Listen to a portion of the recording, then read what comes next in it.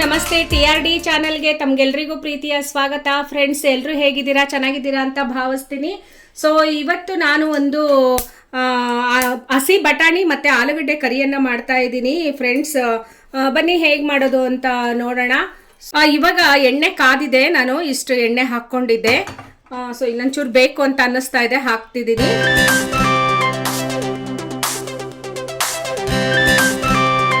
Okay, ಒಂದು ನೋಡಿ ಇಷ್ಟಿದೆ ಎಣ್ಣೆ, ಸ್ವಲ್ಪ ಎಣ್ಣೆ ಹಾಕ್ಕೊಂಡಿದ್ದೀನಿ. ಸೊ ಇವಾಗ ಸ್ವಲ್ಪ ಜೀರಿಗೆ ಹಾಕ್ಕೊಳ್ತಾ ಇದ್ದೀನಿ. ಇದಕ್ಕೆ ಮೇನ್ ಜೀರಿಗೆನೇ ಒಗ್ಗರಣೆ. ಈಗ ಸಣ್ಣಗೆ ಹೆಚ್ಕೊಂಡಿರೋ ಈರುಳ್ಳಿ ಫ್ರೆಂಡ್ಸ್, ಇದು 2 ಮೀಡಿಯಮ್ ಸೈಜ್ ಈರುಳ್ಳಿ ತಗೊಂಡಿದ್ದೆ ನಾನು. ನೋಡಿ ಎಷ್ಟು ಸಣ್ಣಗೆ ಹೆಚ್ಚಿದ್ದೀನಿ. ಸೊ ಅಷ್ಟು ಸಣ್ಣಗೆ ಹೆಚ್ಚಬೇಕು ನೀವು ಕೂಡ. ನೋಡಿ ಹೀಗೆ ಕಾಣಿಸ್ತಾ ಇದೆ ಅಲ್ವಾ? ಸಣ್ಣಗೆ ಹೆಚ್ಚಬೇಕು. 2 ಮೀಡಿಯಮ್ ಸೈಜ್ ಈರುಳ್ಳಿ ಹಾಕ್ತಾ ಇದ್ದೀವಿ. ಇವಾಗ ಇದು ಗೋಲ್ಡನ್ ಕಲರ್ ಆಗಬೇಕು ಸ್ವಲ್ಪ. ಫ್ರೆಂಡ್ಸ್, ಇವಾಗ ಮಿಕ್ಸ್ ಮಾಡಿದ್ದೀನಿ. ಇದು ಸ್ವಲ್ಪ ಗೋಲ್ಡನ್ ಬ್ರೌನ್ ಆಗೋವರೆಗೂ ಈರುಳ್ಳಿಯನ್ನು ಬಾಡಿಸ್ಕೊಳ್ಬೇಕು. ಸೊ ಈಗ ಇನ್ನೊಂಚೂರು ಇದು ಶುಂಠಿ ಮತ್ತು ಬೆಳ್ಳುಳ್ಳಿ ತುರಿದಿರೋದು. ಫ್ರೆಂಡ್ಸ್, ಒಣ ಕೊಬ್ಬರಿ ತುರಿಯೋದಿರತ್ತಲ್ಲ, ಅದರಲ್ಲಿ ನಾನು ಶುಂಠಿ ಮತ್ತು ಬೆಳ್ಳುಳ್ಳಿಯನ್ನು ತುರಿದು ಇದಕ್ಕೆ ಹಾಕಿದ್ದೀನಿ. ಇವಾಗ ಹಸಿಮೆಣಸಿನ್ಕಾಯಿ ನೋಡಿ 3 ಹಸಿಮೆಣಸಿನ್ಕಾಯಿ ಹೆಚ್ಚಿದ್ದೆ, ಅದನ್ನು ಹಾಕ್ತಾ ಇದ್ದೀನಿ.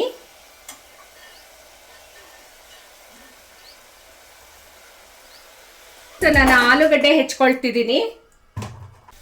1 ಸ್ಪೂನಿನಷ್ಟು ಜೀರಿಗೆ ಪೌಡರು, 1 ಸ್ಪೂನ್ ಧನಿಯಾ ಪೌಡರ್, 1.5 ಸ್ಪೂನು ಖಾರದ ಪೌಡ್ರು ನೋಡಿ ಹಾಕ್ಕೊಳ್ಳಿ. ಯಾಕೆ ಅಂದರೆ ನಾವು ಹಸಿಮೆಣಸಿನ್ಕಾಯಿ ಹಾಕ್ಕೊಂಡಿರ್ತೀವಿ. ಖಾರ ಜಾಸ್ತಿ ತಿನ್ನೋದಾದರೆ ಪರವಾಗಿಲ್ಲ, ಹಾಕ್ಕೊಳ್ಳಿ. ನಿಮ್ಮ ಖಾರಕ್ಕೆ ಅನುಗುಣವಾಗಿ ಖಾರ ಹಾಕ್ಕೊಳ್ಬೋದು.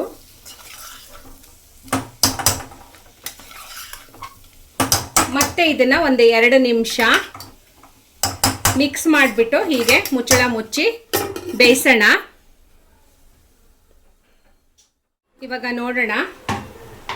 ಆಗಿದೆ ಇದು. ನೋಡಿ ಹೀಗಾಗಬೇಕು. ಹೀಗೆ ನೋಡಿ ಕಾಣಿಸ್ತಾ ಇದೆ ಅಲ್ವಾ? ಈ ರೀತಿ ಬರಬೇಕಿದು. ಇವಾಗ ನಾವು ಇದಕ್ಕೆ ಹಸಿ ಬಟಾಣಿ ಸೀಸನಲ್ಲಿ ಇದನ್ನು ಮಾಡಿಕೊಂಡ್ರೆ ಚಪಾತಿಗೆ ಮತ್ತು ಪೂರಿಗೆ ತುಂಬ ಚೆನ್ನಾಗಿರುತ್ತೆ. ಸೊ ಹಸಿ ಬಟಾಣಿ ಹಾಕ್ತಾ ಇದ್ದೀನಿ. ಸೊ ಹಸಿ ಬಟಾಣಿ ನಾನು ಒಂದು 200 ಗ್ರಾಮಷ್ಟು ಹಸಿ ಬಟಾಣಿಯನ್ನು ಹಾಕ್ತಾ ಇದ್ದೀನಿ. ಮತ್ತೆ ಒಂದು 2-3 ನಿಮಿಷದವರೆಗೂ ಇದನ್ನ ಸಿಮ್ಮಲ್ಲಿ ಬೇಯಿಸೋಣ. ಇವಾಗ ನೋಡೋಣ ಹೇಗಾಗಿದೆ ಅಂತ.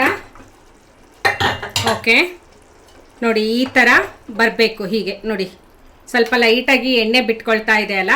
ಸೊ ಇದಕ್ಕೋಸ್ಕರನೇ ಇದನ್ನು ಸಿಮ್ಮಲ್ಲಿ ಇಟ್ಬಿಟ್ಟು ಬಿಸಿ ಮಾಡೋದು. ಓಕೆನಾ? ಆ ಎಣ್ಣೆ ಎಲ್ಲ ಮೇಲ್ಗಡೆ ಬಂದು ಕುದಿತಾ ಇರತ್ತೆ. ಸೊ ಅಲ್ಲಿವರೆಗೂ ಇದನ್ನು ಹೀಗೆ ಕುದಿಸ್ಕೋಬೇಕಾಗತ್ತೆ. ಇವಾಗ ನಾನು ಟೊಮೆಟೊ ರುಬ್ಕೊಂಡಿದ್ನಲ್ಲ, ಅದೇ ಜಾರ್ಗೆ ಸ್ವಲ್ಪ ನೀರು ಹಾಕ್ಬಿಟ್ಟು, ಸೊ 1 ಲೋಟದಷ್ಟು ನೀರು ಹಾಕಿದ್ದೀನಿ. ಸೊ ಇನ್ನೊಂಚೂರು ಬೇಕಾಗ್ಬೋದೇನೋ ನೋಡೋಣ. ಇಲ್ಲ, ಸಾಕು, ಇಷ್ಟೇ ನೀರು ಸಾಕು.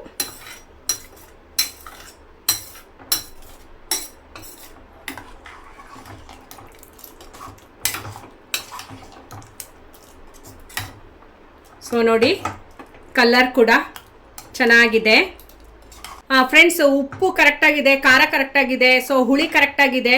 ಸೊ ಹುಳಿ ನಿಮ್ಮ ನೋಡ್ಕೊಂಡು ಹಾಕ್ಕೊಳ್ಳಿ. ಅದು ಅಂದಾಜು ಮೇಲೆ. ಜಾಸ್ತಿ ಟೊಮೆಟೊ ಹಾಕ್ಕೊಂಡ್ರೆ ಹುಳಿ ಜಾಸ್ತಿ ಆಗುತ್ತೆ. ಸೊ ಹುಳಿ ಬೇಡ ಅನ್ನೋರು ಸೊ ಈ ಕ್ವಾಂಟಿಟಿಗೆ ಒಂದು ಮೀಡಿಯಮ್ ಸೈಜು 3 ಟೊಮೆಟೊ ಹಾಕ್ಕೊಂಡ್ರೆ ಸಾಕಾಗತ್ತೆ ಫ್ರೆಂಡ್ಸ್. ಶುಂಠಿ ಬೆಳ್ಳುಳ್ಳಿ ಇದು ಫ್ಲೇವರ್ ಕೂಡ ಚೆನ್ನಾಗಿದೆ. ಸೊ ಹದವಾಗಿದೆ. ಶುಂಠಿ ಜಾಸ್ತಿ ಆಗಿಲ್ಲ, ಬೆಳ್ಳುಳ್ಳಿ ಜಾಸ್ತಿ ಆಗಿಲ್ಲ, ಏನಿಲ್ಲ. ಇವಾಗ ಇದನ್ನು ನಾನು ಕುಕ್ಕರ್ ಮುಚ್ಚಳ ಮುಚ್ಚಿಬಿಟ್ಟು 2 ವಿಷಲ್ಲಿಗೆ ಕೂಗಿಸ್ತೀನಿ ಫ್ರೆಂಡ್ಸ್.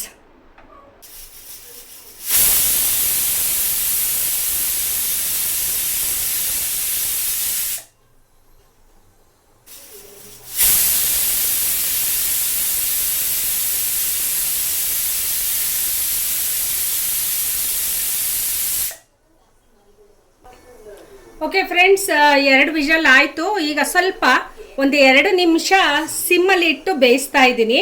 ಸೊ ಇನ್ನೊಂದು ವಿಸಲ್ ಆಗೋದ್ರೊಳಗಡೆ ಆಫ್ ಮಾಡ್ತೀನಿ ನಾನು. ಸೊ ಈ ರೀತಿ ಬೇಯಿಸೋದ್ರಿಂದ ಒಂಥರ ಅದು ಗ್ರೇವಿ ಭಾಳ ಅದ್ಭುತವಾಗಿ ಬರುತ್ತೆ. ಸೊ ಹಾಗಾಗಿ 2 ವಿಷಲ್ ಆದಮೇಲೆ ಮತ್ತೆ ಒಂಚೂರು 2 ನಿಮಿಷ ಸಿಮ್ಮಲ್ಲಿ ಇಟ್ಬಿಟ್ಟು ನಾನು ಬೇಯಿಸ್ತಾ ಇದ್ದೀನಿ. ಫ್ರೆಂಡ್ಸ್ ನೋಡಿ, ಇವಾಗ ಇನ್ನೊಂದು ವಿಷಲ್ ಬರೋಕ್ಕೆ ರೆಡಿಯಾಗಿದೆ. ಈಗ ಅಷ್ಟರಲ್ಲಿ ನಾನು ಆಫ್ ಮಾಡ್ತಾ ಇದ್ದೀನಿ. ಫೈನಲಿ ಇವಾಗ ಹಸಿ ಬಟಾಣಿ ಮತ್ತು ಆಲೂಗಡ್ಡೆ ಕರಿ ರೆಡಿ ಆಗಿದೆ. ಸೊ ಕುಕ್ಕರ್ ತಣ್ಣಗಾದ್ಮೇಲೆ ತೆಗೆದು ತೋರಿಸ್ತೀನಿ ಹೇಗಾಗಿದೆ ಅಂತ ಹೇಳಿ. ತಣ್ಣಗಾಗಿದೆ. ಸೊ ಹಸಿ ಬಟಾಣಿ ಮತ್ತು ಆಲೂಗಡ್ಡೆ ಕರಿ ಹೇಗಾಗಿದೆ ಅಂತ ನೋಡೋಣ.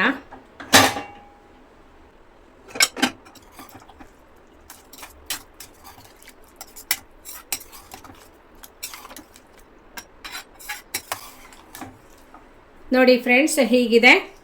ಸೊ ಇಷ್ಟು ಗ್ರೇವಿ ಇರಬೇಕಿದು. ಸೊ ಆಲೂಗಡ್ಡೆ ಇನ್ನೂ 1-2 ಬೇಕಾಗಿತ್ತು. ಸೊ ಇರಲಿಲ್ಲ, ಹಾಗಾಗಿ ಎಷ್ಟಿತ್ತೋ ಅಷ್ಟನ್ನೇ ಹಾಕಿದ್ದೀನಿ. ಆಮೇಲೆ ಇದಕ್ಕೆ ಕೊತ್ತಂಬರಿ ಸೊಪ್ಪನ್ನು ಹಾಕಬೇಕಾಗಿತ್ತು. ಕೊತ್ತಂಬರಿ ಸೊಪ್ಪು ಕೂಡ ಇಲ್ಲ. ಇದ್ದರೆ ಹಾಕ್ತೀನಿ, ಇಲ್ಲ ಅಂದರೆ ಇಲ್ಲ. ಹಾಕಿದ್ರೆ ಚೆನ್ನಾಗಿರತ್ತೆ. ಸೊ ಹಾಕಿದ್ರೆ ಏನು ತೊಂದರೆ ಇಲ್ಲ. ಸೊ ಏನಿರುತ್ತೋ ಅದನ್ನೇ ಇರೋದ್ರಲ್ಲಿ ಅಚ್ಚುಕಟ್ಟಾಗಿ ಅಡುಗೆ ಮಾಡೋದನ್ನು ನಾವು ಅಭ್ಯಾಸ ಮಾಡ್ಕೊಳ್ಬೇಕು.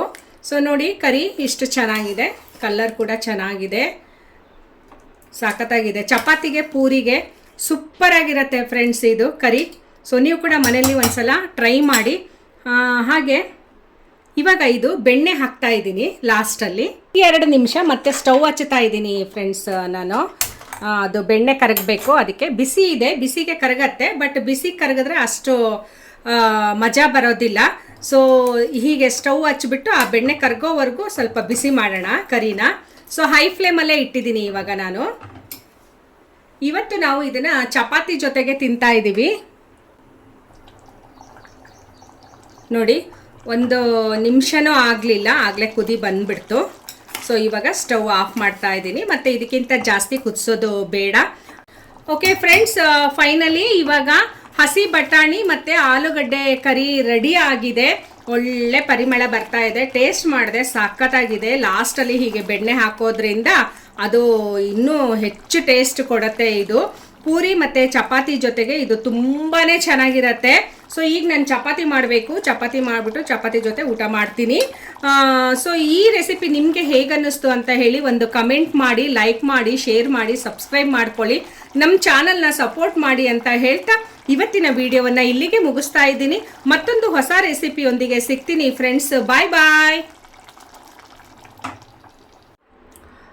ಫೈನಲಿ ಹಸಿ ಬಟಾಣಿ ಮತ್ತು ಆಲೂಗಡ್ಡೆ ಕರಿ ರೆಡಿ ಆಯಿತು. ಇವಾಗ ನಾನು ಟೇಸ್ಟ್ ಮಾಡಿ ಹೇಳ್ತೀನಿ ಹೇಗಿದೆ ಅಂತ ಹೇಳಿ. ನೋಡಿ, ಒಳ್ಳೆ ಕಲ್ಲರು, ತುಂಬ ಚೆನ್ನಾಗಿದೆ.